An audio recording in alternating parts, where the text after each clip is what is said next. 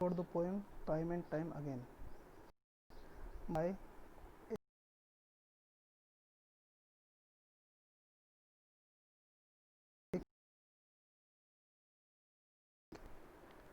this poem is the time. It wants to clarify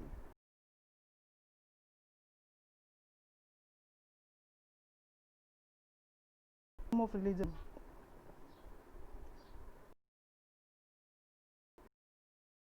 the environment. In Hindi, कवि इस poem में हमें समय के बारे में बताना चाहता है। टाइम एंड टाइम अगेन, जो समय बार बार अपने आप को दोहराता है और बार बार चलता है। इस पोएम में घंटाघरों के बारे में बताया गया है। जिस तरह घंटाघर,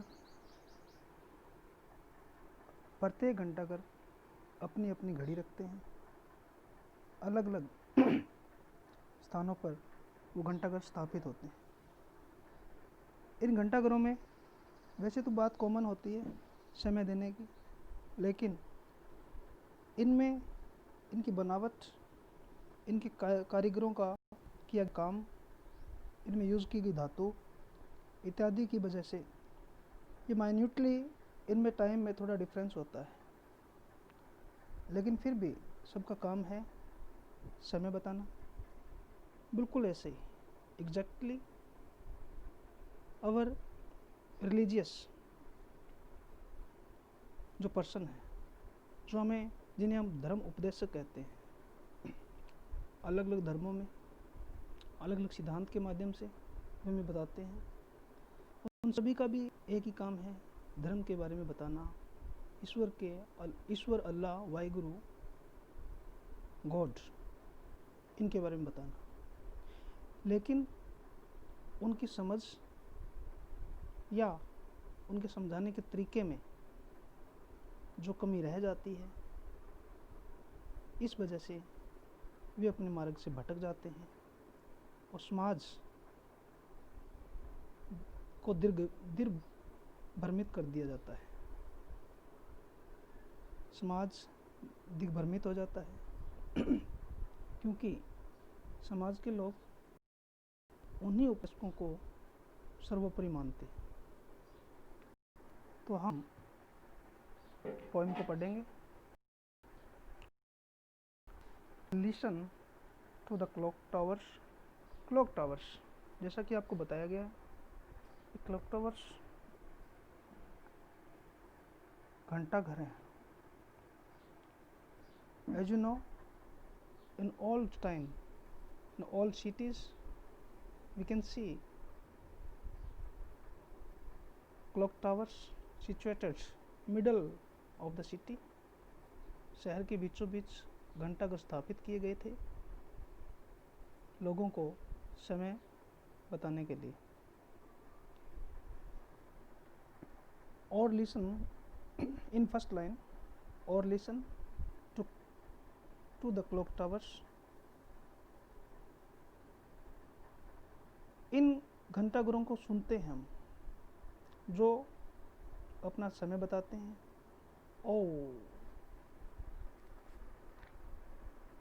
of any old well manage city, of any old well manage city, it means जो शहर सुव्यवस्थित तरीके से स्थापित किए गए हैं, उनमें हम घंटाघरों की आवाज़ें सुनते हैं। बीटिंग दियर गोंग्स, बीट मीन्स पीटना, बजना, यहाँ बजने से है। गोंग, ये जो गोंग है जिन्हें हम घड़ियाल कहते हैं, धातु के बने हुए हैं घंटे होते हैं। बीटिंग दियर गोंग्स, ये क्लॉक टावर्स पर लगी हुई बड़ी बड़ी घंटियाँ, जो घड़ियाँ होती हैं, उनमें जो गोंग्स हैं जो धातु के बने होते हैं, राउंड द क्लॉक वे चलते रहते हैं हमेशा। राउंड द क्लॉक का मीन्स जैसे जैसे घड़ी चलती रहती है, बिल्कुल वैसे ही ऑलवेज हमेशा इनका काम भी होता है घड़ी के साथ साथ अपनी गतिविधियों को शुरू रखना। ईच स्लाइटली, बड़ा ही स्मूथली, धीरे धीरे ये गोंग्स चलते रहते हैं। Of the others time deeper और लाइटर। इट मीन्स स्लाइटली, थोड़े से ये सीक्वेंस में चलते हैं, क्रम में चलते हैं, और डीपर बहुत ज़्यादा गहराई लिए हुए, ये गहराई लिए हुए चलते हैं। थोड़ा सा रुक कर, थोड़ा सा आगे, कुछ पीछे होते हुए धातु की बने होते हैं। इनको बनाने में अक्सर कांसा धातु का यूज़ किया जाता है। ये हल्के होते हैं, इसकी वजह से इनके समय में थोड़ा स्लाइटली, थोड़ा सा डीपर और लाइटर, ज़्यादा या कम, थोड़ा अंतर रह जाता है। इन इट्स ब्रॉन्ज, ये कांसे के होते हैं। ब्रॉन्ज मीन्स या कांसा है, ये कांसे के होते हैं। Beating out a different, beating अभी बताया था, बीट मीन्स पीटना, बजना। बीटिंग आउट अ डिफरेंट, ये बजते हैं। डिफरेंट, थोड़े थोड़े, स्लाइटली, इनमें माइन्यूटली हम कह सकते हैं कि इनमें थोड़ा सा चेंज होता है। समय, अब 2 घड़ियाँ समय बता रही है, हो सकता है उनमें सेकंड्स का फ़र्क हो, इसी हिसाब से इन घड़ियों में भी कुछ फ़र्क आ जाता है। मेनली इनका काम क्या है? समय और समय के बारे में बताना, ये करते हैं, अपना काम करते हैं, लेकिन इनकी गतिविधियों में माइन्यूटली डिफरेंसेस आ जाता है। ये डिफरेंस जैसे कि मैं बता चुका हूँ, मेकर्स के द्वारा भी आ सकता है, जैसे कि हम इस पोएम में अभी पढ़ेंगे। So sequence each half, sequence each half, sequence means यहाँ क्रम है, और ईच हाफ प्रत्येक आधे घंटे के बाद में इनके अंदर, इनके क्रम में, आउट ऑफ द एक्सीडेंट्स, इनमें थोड़ा बदलाव आ जाता है। एक्सीडेंट्स मीन्स क्या है? एक्सीडेंट्स मीन्स यहाँ दुर्घटना नहीं है, एक्सीडेंट मीन्स गलतियाँ, minutely mistakes of alloy. Alloy means यहाँ मिश्र धातु, क्योंकि घंटा जो बनता है वो ब्रॉन्ज धातु का बनता है, लेकिन अकेली ब्रॉन्ज धातु आवाज़ नहीं दे सकती। इस वजह से इसमें कुछ धातुओं को मिक्स किया जाता है, और मिश्र धातु को अलॉय कहते हैं। आई मेकर्स शेकिंग हैंड्स, मेकर्स बनाने वाला, इन घड़ियों को बनाने वाले जो लोग हैं, इनके जो पार्ट्स बनाने वाले लोग हैं। Shaking hands, shaking hand means यदि इंसान में कॉन्फिडेंट है तो उसके हाथ कांपते नहीं हैं, और यदि वो गलतियां करता है तो इट मीन्स उसके हाथ कांपेंगे। लैक ऑफ कॉन्फिडेंस, उसमें विश्वास की कमी होगी। तो हम कह सकते हैं कि ये जो मेकर्स हैं, इनके अंदर थोड़ा अभाव होता है कॉन्फिडेंस का, लैक ऑफ कॉन्फिडेंस होता है। इस वजह से इनके द्वारा किए गए एक्सीडेंट्स, दैट मीन्स गलतियाँ, जो अलॉय एक मिश्र धातु है, उसको बनाने के लिए, घंटे के जो पार्ट्स बनाने के लिए उनमें गलतियां कर देते हैं, या वो थोड़े हल्के हो जाते हैं, या थोड़ा भारी हो जाते हैं। In Switzerland, it means you know Switzerland, this is a country. और ये कहा जाता है कि दुनिया की सर्वोत्तम घड़ियाँ स्विट्जरलैंड में बनती हैं, और बड़े बड़े जो क्लॉक टावर्स पहले सिचुएट किए जाते थे इन ओल्ड सिटीज़, वहाँ की जो घड़ियाँ, उनके पार्ट्स 90% स्विट्ज़रलैंड में तैयार होते थे। तो इसलिए यहाँ बताया गया है फर्स्ट स्टेंजा में कि स्विट्ज़रलैंड के मेकर्स जो हैं, वॉच मेकर, घड़ी निर्माता, और हम कह सकते हैं कि घड़ी को बनाने वाले कारीगर, उनकी गलतियों की वजह से वो घंटे थोड़ा डिफरेंस टाइम देते हैं, उनके टाइम में थोड़ा डिफरेंट आ जाता है। अब हम सेकंड स्टेंजा के बारे में पढ़ेंगे। सेकंड स्टेंजा की पहली लाइन है, और द म्यूचुअल डिस्टेंस। यहाँ म्यूचुअल क्या है? म्यूचुअल मीन्स आपसी, साझा। डिस्टेंस मीन्स दूरियाँ, मतभेद, डिफरेंसेस। और द म्यूचुअल डिफरेंस। हम ये कह सकते हैं कि इनमें थोड़ा सा आपसी मतभेद हो जाता है। जब किसी भी चीज़ में आपसी मतभेद होता है, कॉमेमोरेटिंग ए डोनर्स विम, विम मीन्स यहाँ सनक से है, डोनर मीन्स दानदाता। ये कहा जा सकता है कि इन घड़ियों में जो समय का अंतर आता है वो अंतर दानदाताओं की सनक की स्मृति में पारस्परिक मतभेदों के कारण आ जाता है। इन चीज़ों को कवि ने डोनर्स विम का जो ये शब्द यहाँ यूज किया है, इसका मीन्स क्या है, डीपली मीन्स क्या है? इसका डीपली मीन्स है कि धर्म को समझाने में जो अंतर आ जाता है, वो धर्म में अंतर क्यों आया? वैसे तो सभी धर्मों की बात क्या है, उनका मकसद क्या है, मोटो क्या है, एक ही है। लेकिन धर्म उपदेशक जो होते हैं, उनके बताए अनुसार लोग इसे अलग अलग रूप में समझते हैं। उनमें समझने वालों की गलती रह सकती है, धर्म उपदेशकों के किसी बात को समझाने में गलती रह सकती है, या यूं कहें कि धर्म उपदेशक इन चीज़ों को जहाँ से अडॉप्ट करते हैं, जहाँ से सीखते हैं, हो सकता है कि सीखने में कोई कमी रह गई हो, क्योंकि जहाँ को कमी रह गई है वो आगे से आगे चलती रहेगी। तो हम ये कह सकते हैं कि डोनर्स विम, दानदाता मतलब जो धर्म के उपदेशक हैं, जो धर्म का दान देते हैं, उनमें आपसी मतभेद किसी भी बिंदु को लेकर के उनमें वो एक मत नहीं हो पाते। कई बार बहुत सी चीज़ों को लेकर के, जैसा कि हम देखते हैं हिंदू, मुस्लिम, सिख, ईसाई, इन सभी धर्मों के उपदेशक 70% एक ही बात कहते हैं, लेकिन 30% ये अपना अपना राग भी आलाप करते हैं। वो 30% क्या है? वो 30% है सामाजिक दूरियां स्थापित करने का एक फंडा। हम यूँ कह सकते हैं कि वो ये चाहकर करते हैं, या कहीं न कहीं इनकी ओछी मानसिकता होती है, लेकिन उसी चीज़ को कवि यहाँ एक्सपोज करना चाहता है। तो हम देखेंगे commemorating donors whim, the perennial feuds. Perennial feuds क्या है? पेरेनियल फ्यूड्स मीन्स, फ्यूड्स यहाँ अंतर है, कलह है। पेरेनियल मीन्स दो चीज़ों के बीच का लगातार चलने वाला, फ्यूड मीन्स कलह। इनमें निरंतर कलह चलता रहता है। कोई भी धर्म, हिंदू, मुस्लिम, सिख, ईसाई, इनमें आपसी मतभेद हमेशा चलता रहता है, ऑलवेज, हमेशा से, जो शायद कभी ख़त्म भी नहीं होगा। The perennial feuds and seasonal aliens. Seasonal alliance, alliance क्या है? अलायंस मीन्स सुलह, एसोसिएट करना, किसी बात को मान लेना, सुलझा लेना, सुलह कर लेना। तो यह कहना चाहता है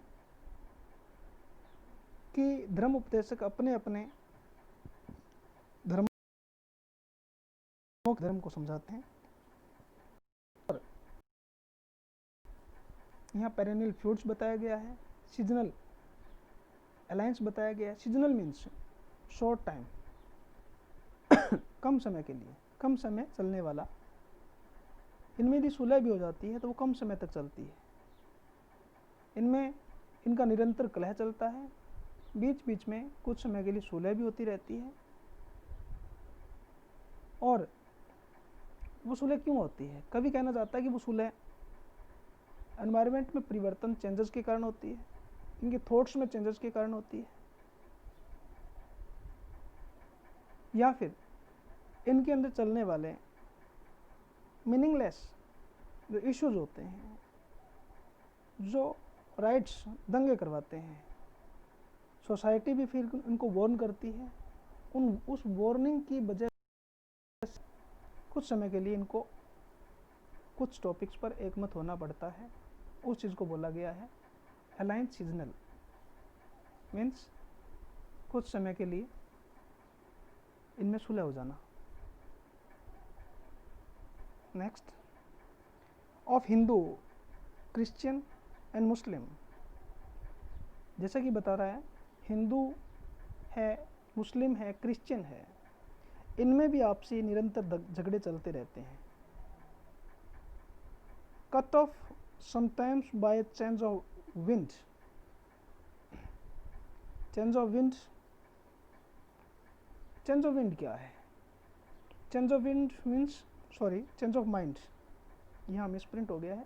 change of mind, change of mind क्या है? समझ में परिवर्तन। ये एक दूसरे से कट ऑफ हो जाते हैं। कारण क्या होता है? कारण यही होता है, एक दूसरे की भावनाओं को समझने में मिसअंडरस्टैंडिंग हो जाना। कट ऑफ हो जाते हैं चेंज ऑफ माइंड की वजह से, चेंज ऑफ विंड की वजह से।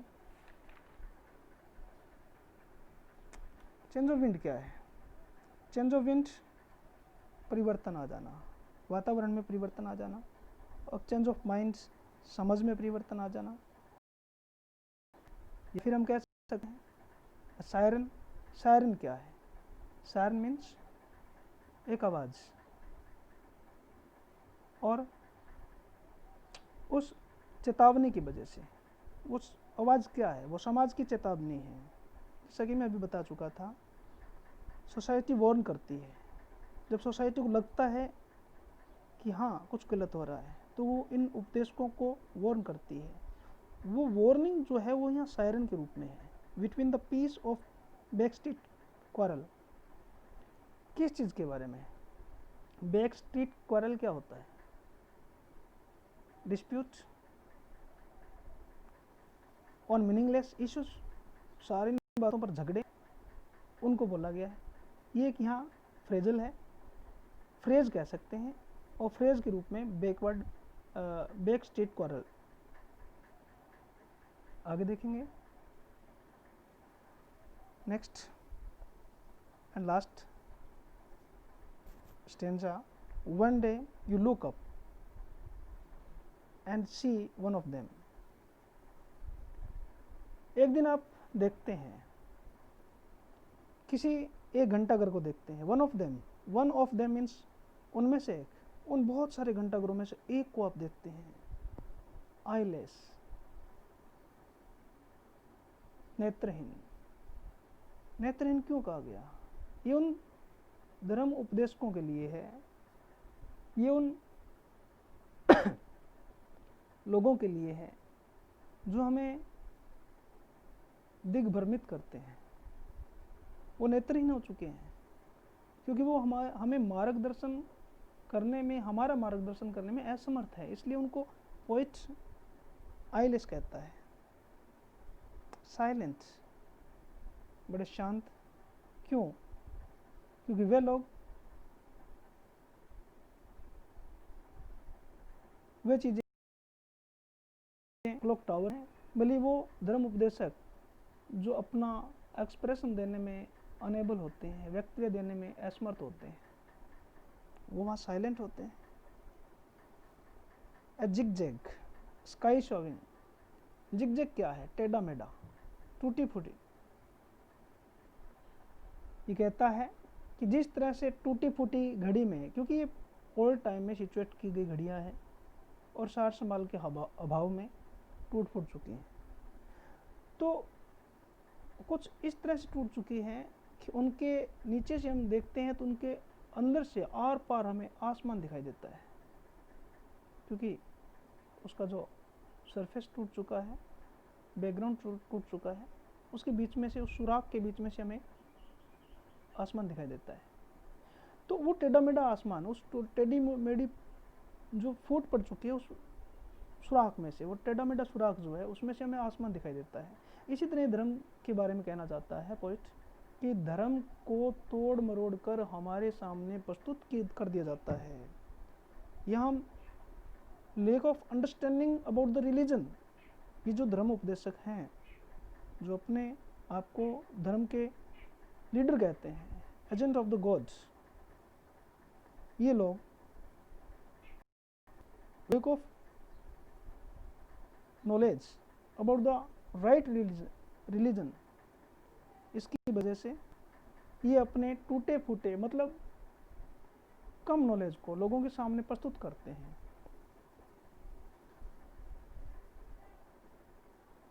आगे हम देखेंगे shoving through the knocked out clockworks. यहाँ नॉकड आउट क्या है? टूटी फूटी स्थिति, ब्रोकन स्टेट। आगे कहता है उस नॉकड आउट थ्रो मीन्स के में से के बीच में से, knocked out throw the knocked out clockwork, वो जो घड़ियां हैं उनके बीच में से हमें कुछ दिखाई देता है। आफ्टर राइट्स, राइट्स क्या है? दंगे, फसाद, क्लैशेस एट लार्ज स्केल, बड़ी मात्रा में। लार्ज स्केल क्या है? बहुत बड़ी मात्रा में क्लैशेस हो जाते हैं, दंगे हो जाते हैं। किन वजह से? वो वजह कौन सी है? वो वजह है इन धर्म उपदेशकों के द्वारा दिया गया गलत बयान धर्म के लिए। और लोग तो बेचारे भोले होते हैं। 80% लोग इन धर्म उपदेशकों पर ब्लाइंड बिलीव करते हैं। जो कहते हैं वो संपूर्ण रूप से मानते हैं। इसी वजह से समाज में राइट्स होते हैं, दंगे होते हैं। A peace march time bomb. Last second line में पोइट कह रहा है a change of mind, sorry, a peace march time bomb और प्रेसाइज एक्ट। ये कहता है कि उस धर्म का स्वरूप तो विकृत हो ही चुका है, इस वजह से कि पीस मार्च क्या होता है? शांति से निकाली गई यात्रा, शांति से चलने वाले लोग जो एक यात्रा कर रहे हैं, उस यात्रा में, उस समूह में जो एक प्रोसेशन, एक जुलूस शांतिपूर्वक निकाला जा रहा है, उसमें क्या कह रहा है कि टाइम बम, एक टाइम बम लगा दिया जाता है, जिसके फटने से वहाँ क्या होता है? नेचुरल क्लेमिटीज होती है, प्राकृतिक आपदा होती है। तो क्योंकि दंगे क्या है? राइट्स होंगे। राइट्स का मीन्स क्या है? जहाँ गैदरिंग ज़्यादा होंगी वहाँ राइट्स होते हैं। किन के द्वारा? दिग्भ्रमित किए गए वो लोग जो इन धर्म उपदेशकों के द्वारा गलत मार्गदर्शन से उग्र हो चुके हैं। वो भीड़ में अपना गुस्सा निकालते हैं, शांति से चलती हुई यात्राओं पर बम डालते हैं, जिससे बहुत नुकसान होता है। तो कहता है कि पीस मार्च टाइम बम और precise act. Precise act, precise act क्या है? एक्ट मीन्स कार्य, प्रिसाइज मीन्स ठीक ठीक, स्टिक, बिल्कुल exactly done. Exactly done means सोची समझी होता है। कभी आपने देखा होगा राइट्स जो होते हैं, दंगे होते हैं, वो एक कुछ विकृत मानसिकता के लोगों की मानसिकता का रिजल्ट होता है, और वे इन भोले वाले लोगों को अपना प्रे बनाते हैं, शिकार बनाते हैं। Last line, of nature in A night of lightning. कवि कहता है कि nature in A night of lightning. यहाँ नाइट ऑफ लाइटनिंग क्या है? थोड़ा सा छोटा सा समय, full of events, short period, short period full of events. जो थोड़ा सा जो समय है वो बहुत बड़ी बड़ी उथल पुथल से भरा हुआ है, और उसी में ही कवि ने बताया है कि ये एक प्राकृतिक आपदा के रूप में आता है और समाज को उथल पुथल कर देता है। सो स्टूडेंट्स, यहाँ हमने देखा कि कुछ फ्रेजेज आई थी, जैसे कि मिस इंटरप्रिटेशंस ऑफ रिलीजन। क्या मीन्स है इसका कि धर्माधिकारियों द्वारा की गई धर्म की गलत व्याख्या वो हमें मिसगाइड करते हैं, इसलिए ये यूज़ किया गया है मिस इंटरप्रिटेशंस ऑफ रिलीजियस या रिलीजन। आपको बताया गया है निरंतर झगड़े। एक आया है सीजनल अलायंस। सीजनल अलायंस क्या है? मौसमी गठबंधन जो कम समय में सुलह का एक कारण बनते हैं, कम समय के लिए बनते हैं और निरंतर नहीं चलते हैं। So I hope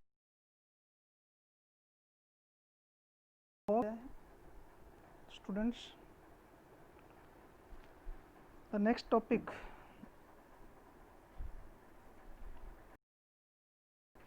Rudyard Kipling, इसको हम नेक्स्ट वीडियो में पढ़ेंगे।